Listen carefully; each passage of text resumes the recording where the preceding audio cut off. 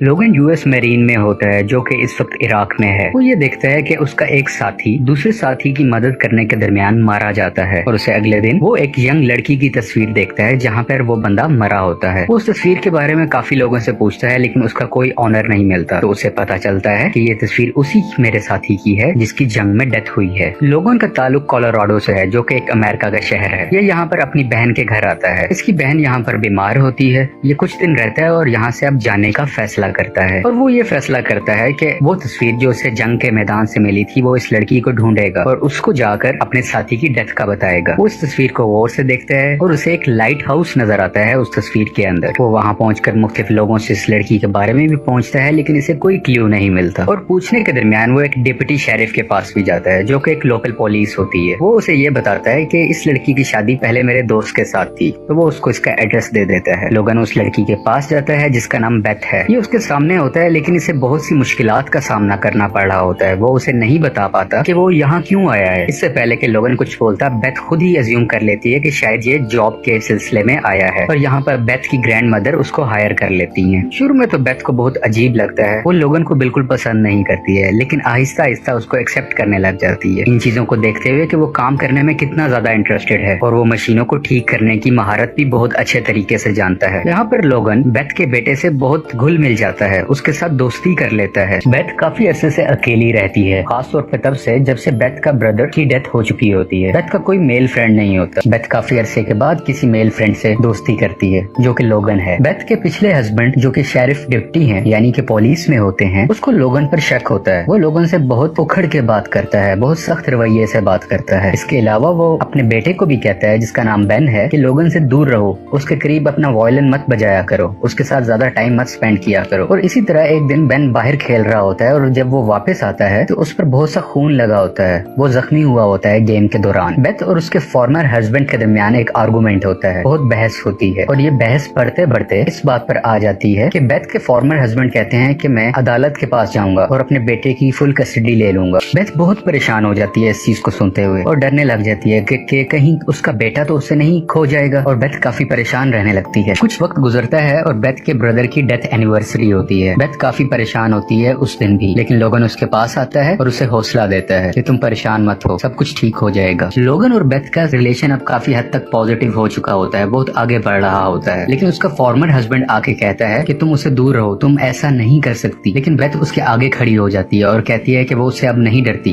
और तुम कोई नहीं होते कि मेरे और मेरे डिसीजंस में इंटरफेयर करो। बेथ का फॉर्मर हस्बैंड डिफरेंट इन्वेस्टिगेशन करता है लोगन के बारे में और उसे पता चलता है कि लोगन जब इस टाउन में पहली दफा आया था तो वो बेथ की फोटो लेके इधर उधर लोगों से पूछ रहा था कि आप जानते हैं कि ये लड़की कहाँ रहती है। तो वो बेथ को बताता है कि ये तुम्हें स्टॉक कर रहा है, ये ठीक बंदा नहीं है और मैं सच जान के रहूंगा। बेथ को यहाँ सब कुछ पता चल जाता है कि लोगन एक मैरीन है और उसे मेरी तस्वीर मरने वाले शख्स के पास से मिली थी जो कि उसका बहुत अच्छा दोस्त था। लेकिन यहाँ पर बेथ का ट्रस्ट टूट जाता है लोगन पर। वो बहुत परेशान होती है और लोगन को अपने से दूर कर देती है। वो लोगन को कहती है कि तुम यहाँ से चले जाओ। बेथ को उसके करीबी साथियों की तरफ से यह भी समझाया जाता है कि इसमें लोगन की कोई गलती नहीं थी, कि वो जंग में वो बच गया और तुम्हारा भाई तुम्हारा दोस्त वो मारा गया। लोगन एक अच्छा इंसान है, तुम इसके बारे में सोचो। लेकिन इस वक्त तक बेथ परेशानी और गुस्से में होती है। बेथ का फॉर्मर हस्बैंड नशे की हालत में होता है और वो लोगन को देखता है कि वो अपने डॉग के साथ जा रहा होता है। तो बेथ का फॉर्मर हस्बैंड लोगन का सामना करता है और अपनी गन निकालकर उसके सामने एम कर देता है और आसपास खड़े लोग डर जाते हैं और भागने लगते हैं। लोगन बहुत मुश्किल से उसकी गन खींच लेता है और पास खड़े दूसरे ऑफिसर को दे देता है।